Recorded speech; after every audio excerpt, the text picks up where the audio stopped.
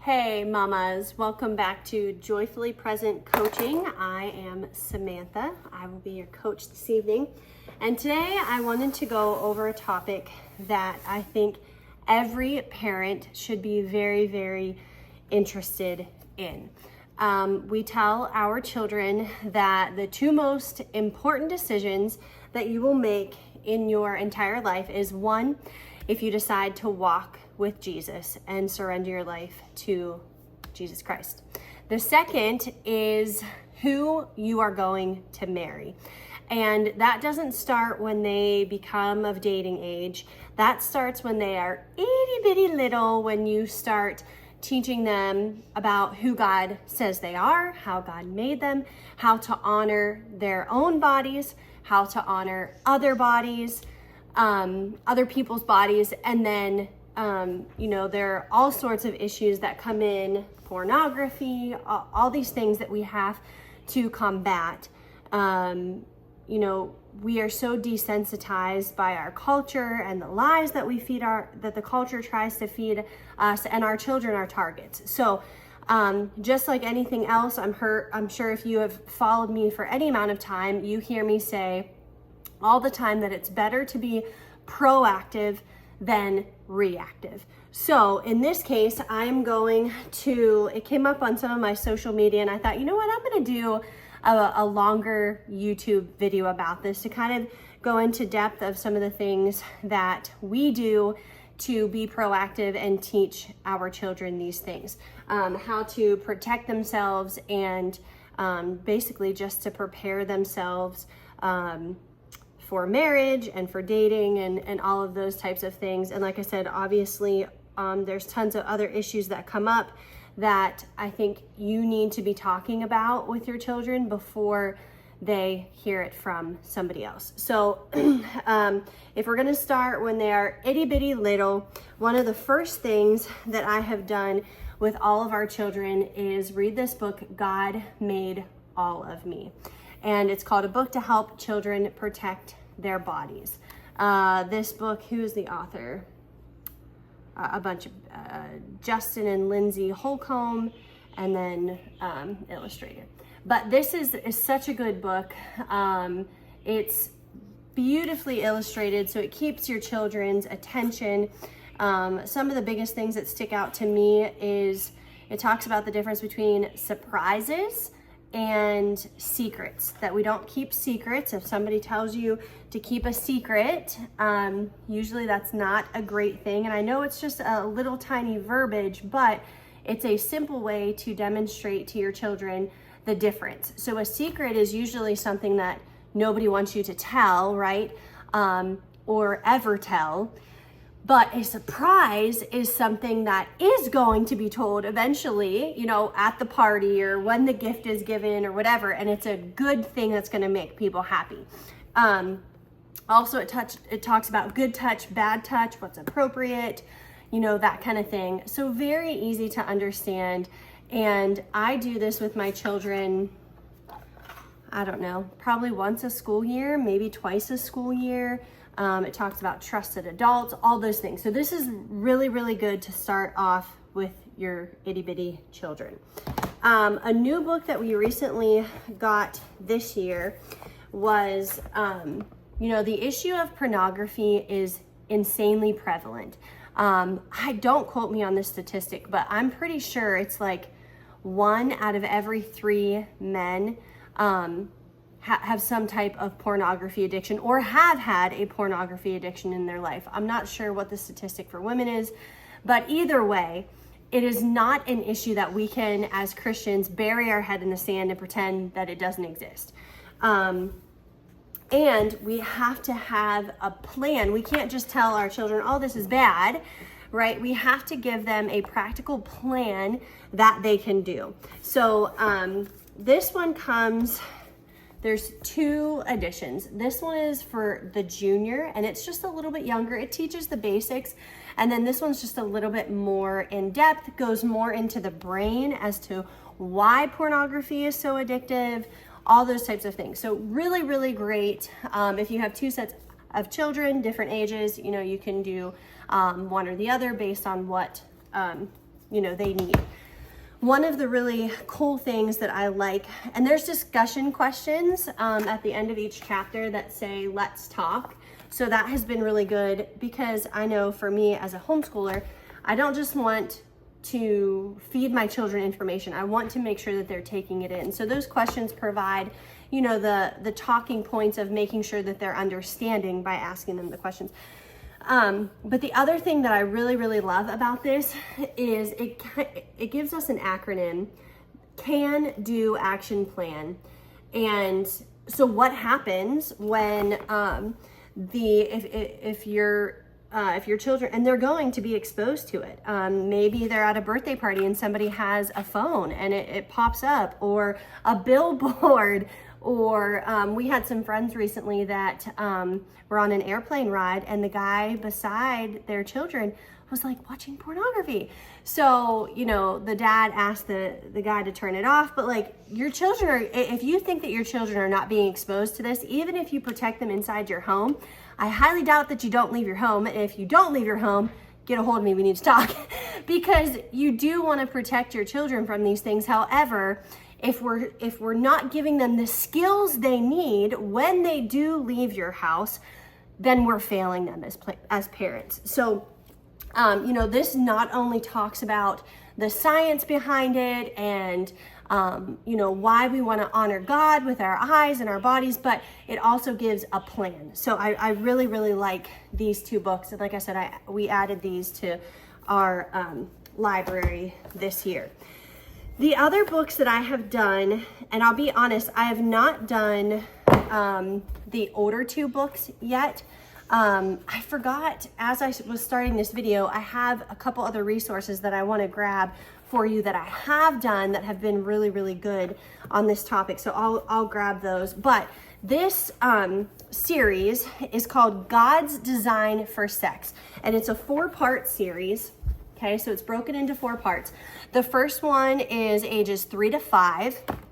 Then there's 5 to 8, 8 to 11, and then 11 to 14. So we have 2 older girls that we adopted that I have, like I said, I'll pause the video and go get a couple other resources that I have gotten for them and I've done with them. But I should probably break these 2 books out now that I have some bio children in these categories.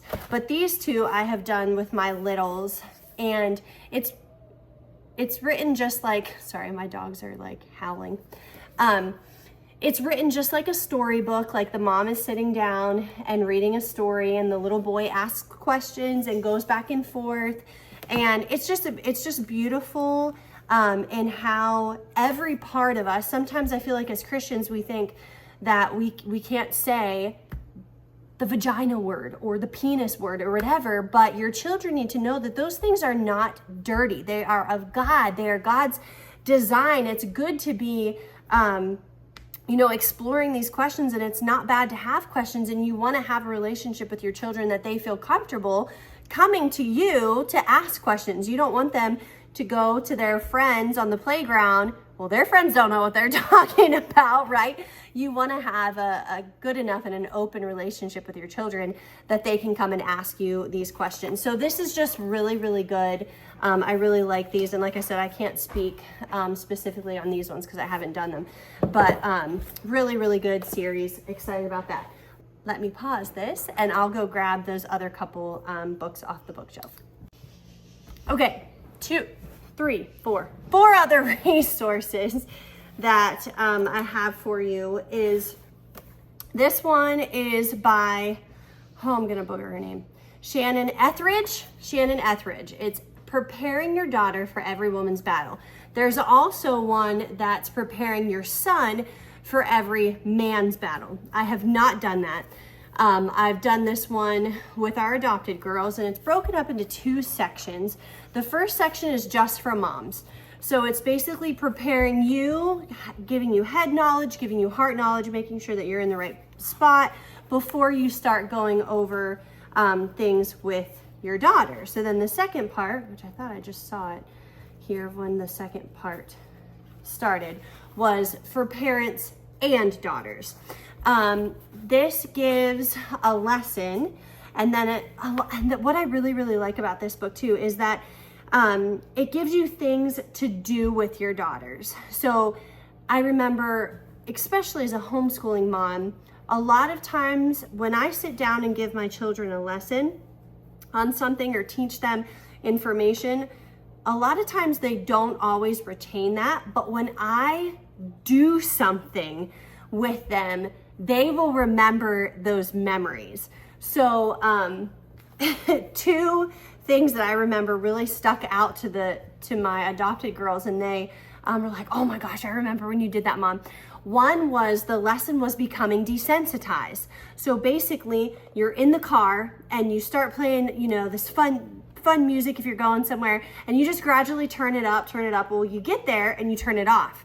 So that way, when you get back in the car, right? So you have become slowly desensitized to how loud the music is because you're, you know, singing and carrying on, whatever. And you get back in the car and you turn on the car and it's like, right? And I remember they got in the car and they were like, oh my gosh, turn that down. Like, did we really have it that loud? Yes, we did. And this is, and maybe I can't recall exactly what the lesson was speaking about, but what's coming to mind right now is modesty. We slowly expose this part of our body and expose this part of our body and take that piece of clothing off, and then the next thing you know, I'm gonna say it, sorry if it offends you, I used to do it, no judgment, but next thing you know, you're running around in a bikini, which is really your bra and underwear, people, and sometimes they're even less than that. And then we're surprised that we have pornography issues, or that we're having all of these sexually impure issues going on. It's because we've become desensitized. So that was one thing that we did. Another fun one was the idea of a rose, and I was supposed to get a rose bud that had not fully opened and bloomed yet, and then also got a beautiful bloomed rose. And what happens when you open that bud is it's not ready to bloom yet. So it doesn't, as even as gently as you try to pry open those petals and neatly fold them open, it's going to get ruined. It's not going to look like that beautiful bloomed rose, because the beautiful bloomed rose waited until it was its time to bloom. It wasn't forced into blooming before it was ready. So it has really neat exercises like that. I do not recall my girls doing this, but there are questions at the end.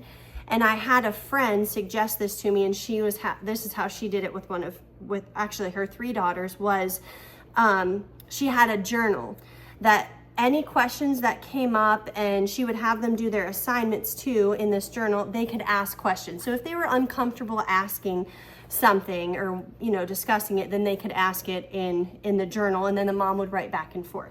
So that worked really good for her. But like I said, this has been a really, really good resource. And I tried to do it with I'm trying to think of how old they were. I think they were 13, 14. I tried to do it with my 11-year-old, and she was not ready, which is totally fine. You have to adjust to each of your child's needs and where they're at. But this is a very, very valuable resource to have. Before I go into the next one, so like I said, there's a boy version of this, and then the next one, there's a boy and a girl version. I'm not, again, judging, and I know that there are parents that struggle with this, but there is a difference between boys and girls. How I raise my girls is different than I raise my boys. They're handled differently. Their brains are wired differently. One is not better than the other.